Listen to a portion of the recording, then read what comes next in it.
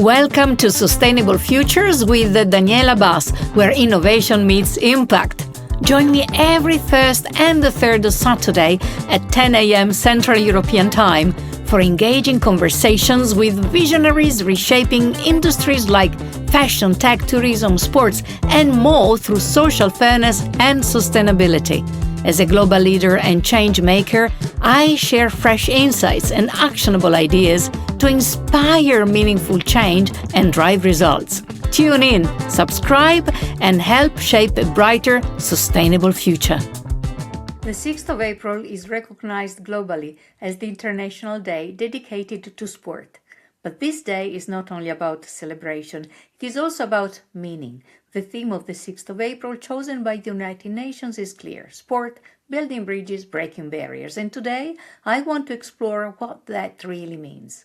Not only between countries and communities, but inside people, inside leadership, inside women's lives, inside men's lives, inside communities, inside societies. And this is a special series of episodes of conversations on sustainable futures that is part of those I devoted to women in leadership, and it is also thought for men to be partners of this positive cultural change. I'm Daniela Bas, formerly responsible for the UN mandate on sport for development and peace until spring 2023, a wheelchair user since I was a child, a former archery athlete and a swimmer, and I have seen sport build bridges where words failed. And I have seen it break barriers long before policies caught up. So today for me it is not about medals, it is about culture. Because leadership doesn't begin in boardrooms. It begins in how we learn to move, decide, and take space.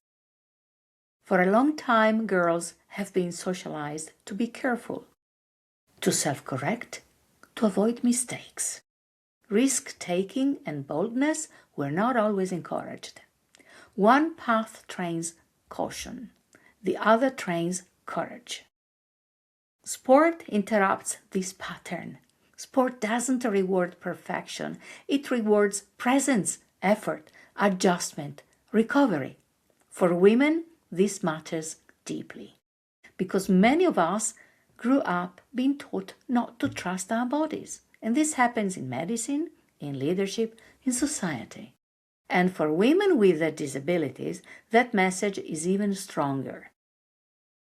Sport didn't change my body. It changed my relationship with it.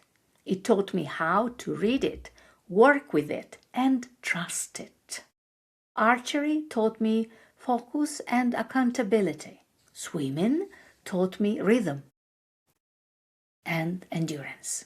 And sport had turned my body into something I could rely on, not something I had to justify. And leadership starts exactly there, when the body becomes a source of confidence, not doubt. Sport is one of the few environments where girls are allowed to decide, fail, adjust, and continue again and again. And this is not accidental.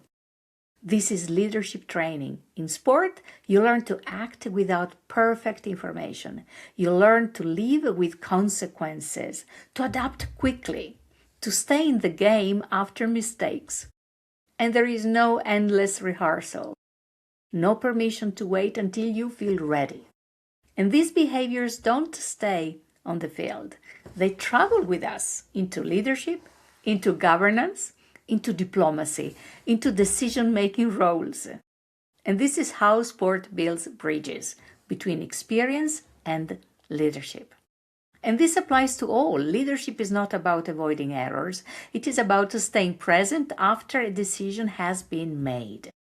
Sport teaches that early. Sport for women with disabilities is often treated as marginal. It is not. It is one of the most powerful spaces where barriers are not only challenged but redesigned. Living with a disability already develops a strategy, anticipating obstacles, navigating systems not designed for you, negotiating constantly. And sport adds something essential: agency. Not inspiration, not pity. Agency. As a former executive, I have seen how sport builds bridges in post-conflict settings, in divided societies, in diplomacy. But at a personal level, sport gives women with disabilities something just as transformative: the right to be recognized as strong without explanation, not strong despite disability. Strong, full stop. I don't want girls in sport so they can all become champions. I want girls in sport because sport creates culture, a culture where you take space without apologizing. Speak up, fall, and get back up. Move forward without waiting to be invited. This culture builds bridges between confidence and action, and it breaks barriers of fear, silence, and invisibility. And this is exactly what many organizations and institutions are missing today. Sport trains what leadership desperately needs. And that's why sport belongs in leadership development, in education, in diplomacy, in peace building. Not as entertainment, but as infrastructure. So we often tell girls and women, oh, be confident, but confidence is not a personality trait. It is the result of systems that allow you to try, to fail, and to try again. So on this 6th of April, my call is not only to women and girls. It is to policymakers, to organizations, to media, to leaders. If sport truly builds bridges and breaks barriers, then we must design systems that allow everyone to cross. Sport taught me something the world often tried to deny: that my body could be a source of knowledge, not limitation. Leadership is not about perfection. It is about courage that is learned, practiced, and repeated. And this is why sport matters: for women with disabilities, for all people, for leadership, for peace. And this is how sport builds bridges. This is how barriers fall.